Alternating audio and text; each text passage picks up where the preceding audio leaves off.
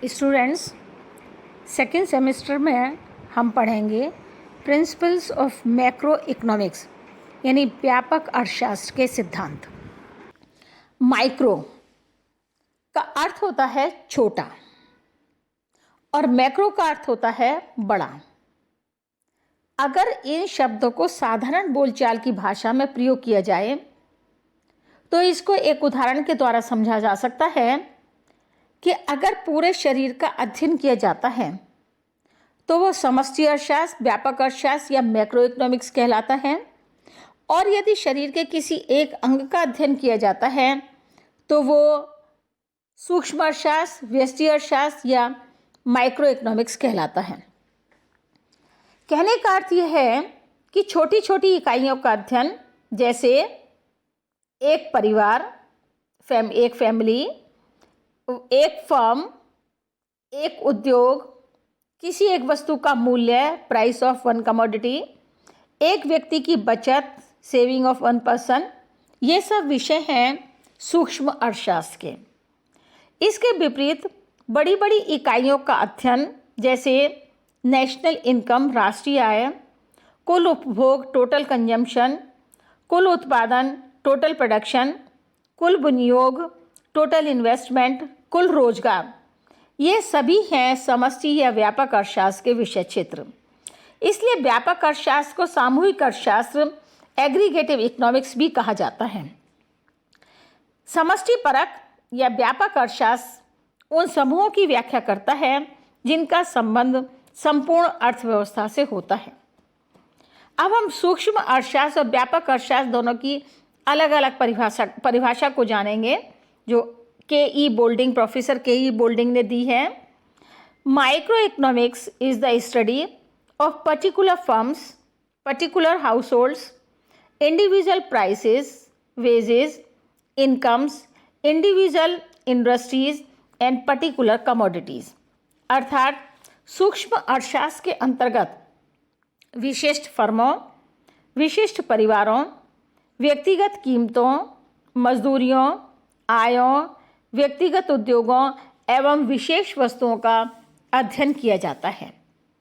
व्यापक अर्थशास्त्र की परिभाषा, definition of macro economics: micro economics deals not with individual quantities as such but with the aggregates of these quantities, not with individual income but with the national income, not with individual prices but with the price levels, not with individual outputs but with the national income analysis according to K E. Boulding.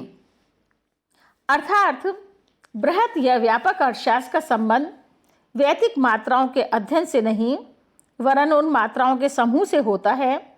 इसका संबंध व्यक्तिगत आय से न होकर राष्ट्रीय आय से होता है, वैयक्तिक कीमतों से नहीं बल्कि कीमत स्तर से होता है, व्यक्तिगत उत्पादन से नहीं बल्कि राष्ट्रीय उत्पादन से होता है। सूक्ष्म तथा व्यापक अर्थशास्त्र में अंतर, distinction between micro and macro economics. Number 1, सूक्ष्म अर्थशास्त्र छोटी छोटी या व्यक्तिगत इकाइयों का अध्ययन करता है, जैसे एक परिवार, एक फर्म, एक उद्योग आदि। इसके विपरीत व्यापक अर्थशास्त्र इकाइयों के योग अथवा राष्ट्रीय योगों का अध्ययन करता है, जैसे कुल राष्ट्रीय आय, कुल उपभोग, कुल विनियोग तथा रोजगार। नंबर 2, व्यापक अर्थशास्त्र योग करने की क्रिया, एग्रीगेशन को आधार मानता है, जबकि सूक्ष्म अर्थशास्त्र योग को टुकड़ों में तोड़ने की क्रिया, डिसएग्रीगेशन को आधार मानकर चलता है। नंबर 3, सूक्ष्म अर्थशास्त्र का मुख्य विषय कीमत सिद्धांत, प्राइस थ्योरी का विश्लेषण करना है, जबकि व्यापक अर्थशास्त्र का मुख्य विषय राष्ट्रीय आय व रोजगार, नेशनल इनकम एंड एम्प्लॉयमेंट के विश्लेषण पर ध्यान देना है। नंबर 4, सूक्ष्म अर्थशास्त्र अन्य बातें समान मानता है, अर्थात इसका माध्यम यह मानना है कि अन्य बातें समान रहती हैं। व्यापक अर्थशास्त्र का माध्यम विभिन्न तत्वों का योग करना है। नंबर 5, सूक्ष्म अर्थशास्त्र रोजगार, उत्पादन तथा आय के वितरण को अर्थव्यवस्था के विभिन्न क्षेत्रों में परिवर्तनशील मानकर कार्य करता है, जबकि व्यापक अर्थशास्त्र इसके विपरीत है। व्यापक अर्थशास्त्र इन सभी को स्थिर मानकर चलता है।